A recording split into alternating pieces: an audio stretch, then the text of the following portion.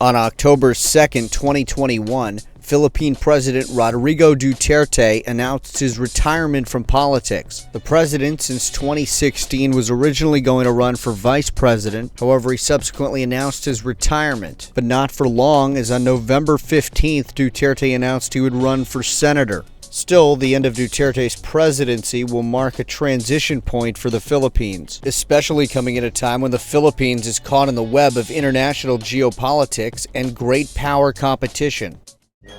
Duterte is a member of a recent political dynasty from Davao City that saw his father, Vicente Duterte, reign as governor of Davao Province, and numerous other family members holding civic positions within Davao and Davao City. Duterte's domestic life and political career has been a roller coaster ride of continuous absurdities and controversies. A summary of his life from his time at law school to his election to the presidency might take an hour, and it's something we might come back to. For now, I'm going to talk about the geopolitical implications of his presidency. I'll also talk about his domestic politics, where it affects geopolitics, much like I did in an earlier video in which I explored the geopolitics of the Philippines' internal rebellions, from the communists to the Islamists to the Moro nationalists. So I'll touch on that, but for an elaboration, check out that video. And I'll look at the geopolitical situation moving forward as Duterte prepares to leave office and the effects that may have on the great power competition between Beijing and Washington in the area. I'll start before Duterte's presidency, as the start of that great power competition, or Cold War style competition between Beijing and Washington, really began with an issue that directly involved the Philippines.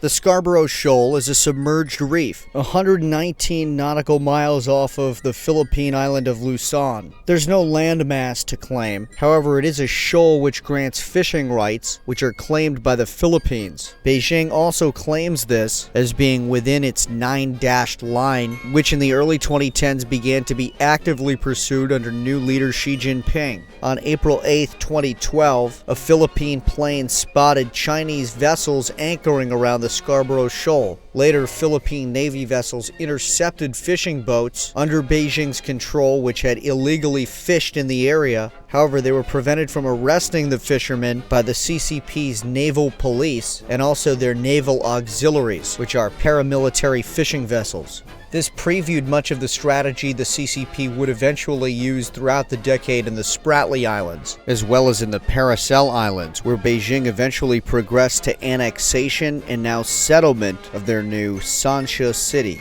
But at the time, it was essentially the first conflict between CCP and American interests over geopolitical influence in Southeast Asia since the last real major diplomatic spat after Tiananmen Square in 1989. Even before that, Beijing had ascended to the United Nations with American support, and in the decades following Tiananmen Square, Beijing came back into the fold, eventually ascending to the World Trade Organization in 2001, with the Scarborough Shoal incident in 2012 being a major change in Beijing-Washington relations. Again, prior to this, interests between Beijing and Washington had mostly been aligned in terms of at first opposing the Soviet Union, later opposing terrorism in Central Asia, an issue that's now being exploited by the Communist Party against the Turkic Uyghurs, and of course open trade policy, which was supposed to help both governments and eventually enable some sort of non-violent democratization of what is currently Communist China and the peaceful end of its civil war against the classicalist regime in Taipei. However, none of that has happened, and the current era of geopolitical competition kicked off just after the ascent of Xi to the chairmanship with the Scarborough Shoal incident in April of 2012. That's of course not to say that there were no conflicts of interest in the prior decades, but it appeared that a pattern of cooperation was beneficial for both sides, and in the Philippines that became especially true after Beijing dropped its support of the Philippine Communist rebels, an internal conflict that nonetheless has continued for several decades even after the end of Beijing's support, as I touched on in the other video. But the end of CCP support for the Philippine communists once again seemed to indicate the alignment of interest between Beijing, Washington, and Manila. However, the Scarborough Shoal incident essentially marked the changeover to the new era of great power competition in which the Philippines, like Burma, as we talked about in that video, but not to such a serious extent, is caught in the middle. As the Scarborough Shoal incident was really the first indication of any trouble in the region, there was still reason to believe that Beijing would honor an agreement if one was brokered by the Americans. However, even though the Americans did broker an agreement, at least according to the Philippine representatives, causing them to withdraw from the area, the People's Liberation Army and auxiliary forces did not withdraw, and the CCP later claimed that no agreement had been reached. Eventually, the People's Liberation Army would construct a barrier around the fishing area surrounding the shoal, and their Coast Guard used water cannons to shoo away Philippine fishing boats while occasionally seizing their cargo. The brazen violations of the supposed deal, along with the CCP's other increased military activities in the South China Sea, cast an intimidating pall over the Philippines by the time Duterte was elected in 2016. During the campaign and during the first few years of his administration, Duterte promised to pivot the Philippines more toward Russia and China, especially with the continued Chinese coercion in Scarborough Shoal, where the CCP's armed fishing expeditions and standoffs with the Philippine Coast Guard continue to this day. Beyond just coercive tactics, the CCP has also made cooperation more palatable by competing with the Americans directly for influence over the existing Philippine regime in Manila, rather than, say, funding the communist rebels against whom Duterte stepped up the fight. The fact that for several decades now the CCP has backed the Philippine state in that fight has allowed for a more receptive audience as it's attempted to sell some of its debt-trap diplomacy infrastructure projects to the Philippines. Even in the first few years after the changeover in American administration, Duterte was publicly floating the idea of ending the American Visiting Forces Agreement in the Philippines, which would be a disaster, of course, for the Americans, with the CCP already attempting to infiltrate the Philippines. America's had a troop presence in the Philippines for many decades, dating back to the Philippines' time as an American possession. In 1991, the United States gave up control over the Clark Air Force Base. However, American troops returned in a more limited capacity in 2002. The Philippines Armed Forces now operate the base. However, major auxiliary construction was proposed to be handled by People's Republic of China-based construction firms, which have in the past been used as proxies for the Communist Party's debt-trap diplomacy.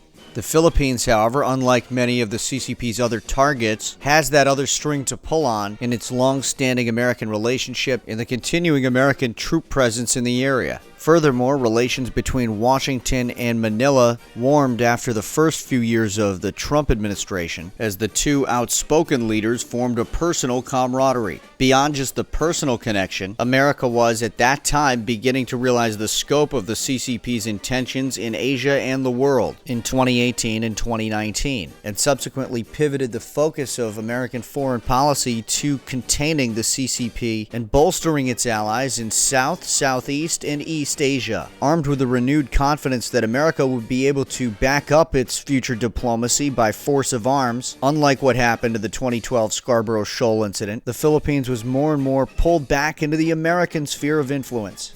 Due to Beijing's leverage over the Philippines through extensive international trade, Duterte has remained deferential in some speeches to the CCP all the way through the end of his presidency. This issue will continue to be a challenge for the incoming administration, who will have to balance the interests of the Philippines and America against the pressures imposed by Beijing due to the leverage they hold through their extensive trade relationship with Manila. Nevertheless, the souring of Duterte's brief honeymoon with Beijing and the Philippines' renewed commitment to the American bloc both set the stage for the future geopolitics of the country after the departure of Duterte. It seems that for the foreseeable future, the war against the Philippine communists will continue. Duterte had attempted to make peace with them and even invited some of them into his cabinet if the deal was to go through. However, talks broke down and the war resumed, with the guerrillas continuing to hold swathes of rural territory and remote villages. Duterte had also tried to institute some form of cooperation during his time in Davao, so if the successive administration is from Duterte's camp, it's possible that you could see a potential ceasefire negotiation or attempt. but it seems more likely that either way the war will continue, with the political will not existing for the Philippines to crush them militarily, while at the same time the communist guerrillas do not have enough strength to capture any major towns or cities. Another challenge facing the new administration will be Islamic terror. Under Duterte, the Philippines famously had to fight an Islamist rebellion in which the so-called Islamic State of Lanao took over the city of Marawi, and the Philippines had to institute a bloody siege and then clearing out operation to recapture the now destroyed metropolis. I detailed that a bit more, of course, in the previous video on the Philippines' internal conflicts. And as I mentioned there, in addition to that Marawi incident and the battles against the Islamic State of Lanao, or the Mate group, another Islamist faction, Abu Sayyaf, had also become part of the Islamic State network as the province of East Asia. While that group has never held any territory, it does continue to exist today, unlike the Mate group, which perpetrated in Marawi and no longer exists. And Abu Sayyaf continues to launch terrorist attacks in Philippine urban centers and at important infrastructure points across the country to this day. In 2019, Duterte had renewed his declaration of war against the group, and so even after Duterte's destruction of the Islamic State affiliate of Lanao and the recapture of Marawi, the battle against the Islamic State affiliate of East Asia continues, even with that affiliate never having held a physical territory and merely using secretive guerrilla tactics to continue to commit terrorist attacks. It's a fight that appears set to continue into the next administration. Meanwhile, the Moro nationalist conflict has been quiet for the better part of a decade, and with the establishment of the Bangsamoro, it can be tentatively presumed that the situation will hopefully remain peaceful over the course of the coming administration. Just as the Philippines' internal conflicts have that question mark about the roles to be played by Beijing and Washington, the overseas geopolitics of the Philippines also seem to lead to this same question. Indeed, that's the case for most countries right now in the region, but especially for a long-time American ally like the Philippines, that had nonetheless been teeter-tottering for several years after being faced by a newly aggressive CCP and newly ineffective American diplomacy in the early 2010s. However, with America's full focus now in the Indo-Pacific, the Philippines has re-hardened its stance. While this trend seems likely to continue under whoever the new administration is, they, like Duterte, will also have to tackle the difficult question of the Philippines' extensive trade with Beijing and how to supplement those sources should distance continue to grow between Manila and Beijing.